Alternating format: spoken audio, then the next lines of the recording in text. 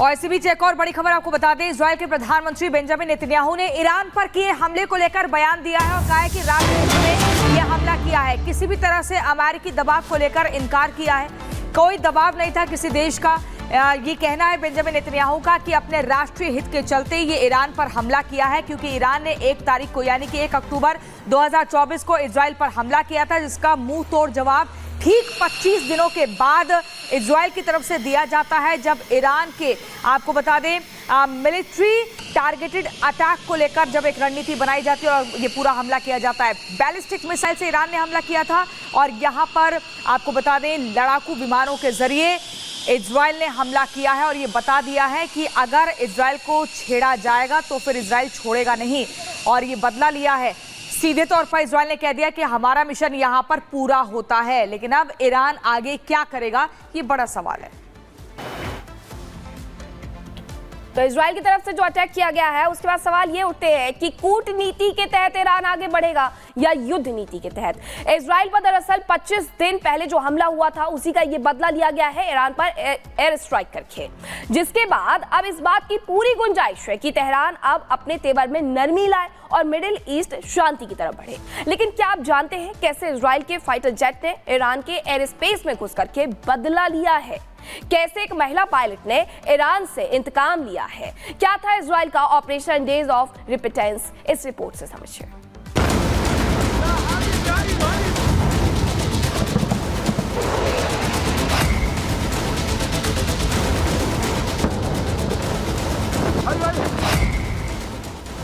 Iran के लोग शनिवार की रात जब गहरी नींद में थे, आने वाले दिन को लेकर सुनहरे सपने बुन रहे थे, ठीक उसी वक्त इजरायली फाइटर जेट ने ईरान की राजधानी तेहरान और उसके आसपास के शहरों पर धावा बोल दिया। आईडीएफ के फाइटर प्लेन के पायलट ने ताबड़तोड़ बम वर्षा की, जिससे तेहरान समेत पूरा ईरान दहल उठा।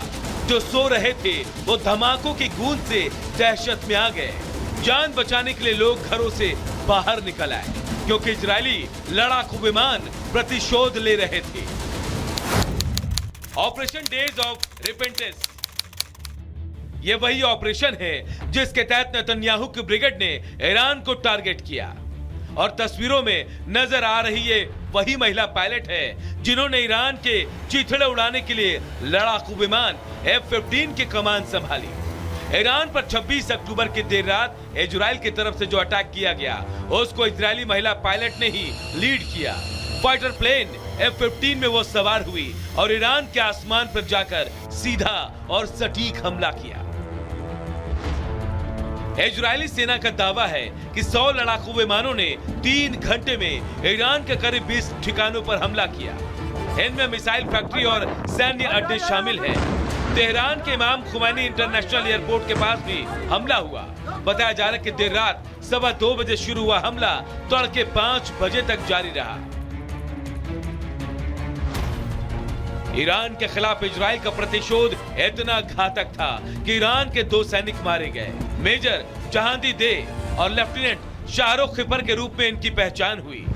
इजराइल की वुमेन ब्रिगेड ने भले ही ईरान में तबाही मचाई, लेकिन अब सबसे बड़ा सवाल यह है कि ईरान में इजराइल के फाइटर जेट्स कहां से घुसे? किन देशों ने इजराइल को अपने फाइटर जेट्स भेजने का रास्ता दिया? क्योंकि जॉर्डन के एयर स्पेस में इजरायली फाइटर जेट्स देखे गए, लेकिन जॉर्डन ने इससे पूरी तरह इनकार कर दिया। उधर ईरान के सेना प्रमुख का दावा है कि इजरायली जेट विमानों ने हमला करने के लिए इराक के हवाई क्षेत्र से उड़ान भरी, जो एक घातक और अवैध कार्रवाई है। ईरानी chief of staff major general Abdul Rahim Mousavi ने यह भी कहा कि इजराइल ने इराक में अमेरिकी सेना के नियंत्रण वाले हवाई क्षेत्र का इस्तेमाल किया। इजरायली अटैक से सिर्फ रडार सिस्टम को ही नुकसान पहुंचा है।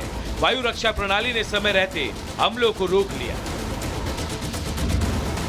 जॉर्डन ने इजराइल के लिए अपने एयर स्पेस खोला या फिर हमला इराकी हवाई क्षेत्र से किया गया, ये बहस का मुद्दा है। लेकिन हमला हुआ और इजराइल ने जो कहा था वो कर दिया। Bureau report, Republic Bharat. और एक तरफ ईरान से तनाव है, लेकिन दूसरी तरफ लेबनान पर भी इजराइल का अटैक लगातार जारी है। बड़ी खबर आपको इसी बीच बता दें, कुछ तस्वीरें भी दिखाने वाले हैं। हिजबुल्लाह की तरफ से हिजबुल्लाह पर अटैक किया गया है। हिजबुल्लाह के कई ठिकानों पर इजराइल का हमला लगातार जारी है। बेरूत में इजराइल ने हिजबुल्लाह के कई ठिकानों पर हमला किया है, जिसमें सबसे घातक हमला बुर्ज अल बर्जने पर किया गया। आपको इस वक्त हम तस्वीरें दिखा रहे, निशाना बनाया गया है। हमले में बुर्ज अल बर्जने पूरी तरह से बर्बाद हो गया। आप देखिए, आपको आवाज भी सुनाई देगी, जोर का धमाका होता है। इजराइल का हमला, ये खाक हुआ बुर्ज अल बर्जने। आप देखिए धुएं का गुबार कितना दूर तक पहुंचा और एक बड़ा धमाका होता है और आग ही आग चारों तरफ फैल जाती है। यानी कि आप देखिए, इजराइल कई मोर्चों पर लड़ रहा है। एक तरफ ईरान पर अटैक, दूसरा हिजबुल्लाह, तीसरा हमास, यमन। ऐसी आप देख रहे हैं कि कई मोर्चों पर इस वक्त इजराइल अटैक कर रहा है। और अब एक और ताजा तस्वीर, रिपब्लिक भारत इस वक्त हम आपको दिखा रहे हैं कि यहाँ पर बुर्ज अल बर्जने पर अटैक इजराइल की तरफ से किया गया। और अब देखना होगा कि आगे इजराइल से किस तरह से ये अलग अलग संगठन, हिजबुल्लाह हो, हमास का तो खात्मा कर ही चुका है इजराइल, और अब देखना होगा कि ईरान का आगे क्या स्टेप होता है। लेकिन आप इस तस्वीर को देखिए, ये तस्वीर हम आपको दिखा रहे हैं कि हिजबुल्लाह के कई ठिकानों को लगातार इजराइल तबाह करते हुए नजर आ रहा है। और चलिए इसी बीच अगली बड़ी खबर आपको ज्ञानवापी मामले से जुड़ी बता दें। शुक्रवार को फैसला आता है जो कि हिंदू पक्ष के खिलाफ होता है, जिसके बाद साधु संतों में नाराजगी देखने को मिलती है। और इसी बीच रामभद्राचार्य, जगत गुरु रामभद्राचार्य ने भी नाराजगी व्यक्त की है और सीधे तौर पर कहा है कि अपनी मांगों को, अपनी बातों को उठाना चाहिए। हाईकोर्ट का भी रुख जो है वो यहाँ पर किया जाएगा। बड़ी जानकारी आपको दे रहे हैं। जगत गुरु रामभद्राचार्य ने तो ज्ञानवापी को लेकर फुल और फाइनल लड़ाई लड़ने का ऐलान भी कर दिया है। जिस तरीके से मामला हिंदू पक्ष के खिलाफ है, सुनिए आप क्या कुछ कह रहे हैं। और फिर हो जाएगी, हम हाई कोर्ट जाएंगे, सुप्रीम कोर्ट जाएंगे, उच्च न्यायालय और उच्चतम न्यायालय हमारे अनुकूल निर्णय देगा। तो ज्ञानवापी को लेकर के जो फैसला कोर्ट की तरफ से शुक्रवार को सुनाया गया वो हिंदू पक्ष के खिलाफ था, जिसके बाद साधु संत भड़क गए और यहाँ पर रामभद्राचार्य की तरफ से ये तक कह दिया गया है कि इस पूरे फैसले के खिलाफ हाई कोर्ट से लेकर के सुप्रीम कोर्ट तक जाएंगे। पूरी लड़ाई लड़ने का ऐलान उनकी तरफ से किया गया। हम हाई कोर्ट जाएंगे, सुप्रीम कोर्ट जाएंगे। ज्ञानवापी मामले पर शुक्रवार को हिंदू पक्ष के खिलाफ फैसला आया तो ज्ञानवापी में सर्वे की मांग करने वाले हिंदू पक्ष में मायूसी की लहर छा गई। लेकिन अब इस मामले में जगत गुरु रामभद्राचार्य की एंट्री हो गई है। जगत गुरु रामभद्राचार्य से जब पूछा गया कि वाराणसी कोर्ट का फैसला हिंदुओं के पक्ष में नहीं आया है, तो उन्होंने ऐसा ऐलान कर दिया कि उनका बयान सामने आते ही ज्ञानवापी में मस्जिद होने का दावा करने वालों की नींद उड़ गई। सुनिए तुलसी पीठाधीश्वर जगत गुरु रामभद्राचार्य ने क्या कहा, फिर हम आपको ये भी बताएंगे कि उनके इस बयान की चर्चा क्यों हो रही है। तो हम हाई कोर्ट जाएंगे और फिर हो जाएगी, हम हाई कोर्ट जाएंगे, सुप्रीम कोर्ट जाएंगे, उच्च न्यायालय और उच्चतम न्यायालय हमारे अनुकूल निर्णय देगा।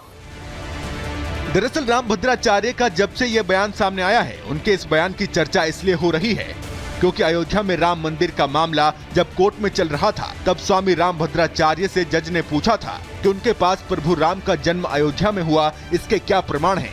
जिसके जवाब में जगत गुरु रामभद्राचार्य ने अयोध्या में प्रभु राम के जन्म से जुड़े एक नहीं, दो नहीं, बल्कि 441 प्रमाण दिए थे। और जब खुदाई हुई थी, उसमें से 437 प्रमाण सही साबित हुए थे। इसलिए जैसे ही जगत गुरु रामभद्राचार्य ने ज्ञानवापी के लिए आर पार की कानूनी लड़ाई लड़ने का ऐलान किया, तो अच्छों की हवा निकल गई। ये बात ज्ञानवापी में मस्जिद होने का दावा करने वाले लोग भी जानते हैं कि अगर जगत गुरु रामभद्राचार्य हाई कोर्ट और सुप्रीम कोर्ट गए तो वो इतने सबूत पेश करेंगे कि उनका केस कमजोर पड़ सकता है। Bureau report, Republic Bharat. और अगली बड़ी खबर आपको बताएंगे, देश में वक्फ बोर्ड की मनमानी को लेकर लगातार नाराजगी व्यक्त की जा रही है, कहीं कहीं सियासत की जा रही है। इसी को लेकर देवकीनंदन ठाकुर ने कहा है कि अब सनातन बोर्ड भी होना चाहिए। जिस तरह से वक्फ बोर्ड बनाया गया है, मनमानी उसमें हो रही है, कई नियमों का उल्लंघन हो रहा है, तो ठीक इसी तर्ज पर अब सनातनियों का भी एक बोर्ड होना चाहिए। क्या कुछ कहा गया है इस रिपोर्ट में देखिए।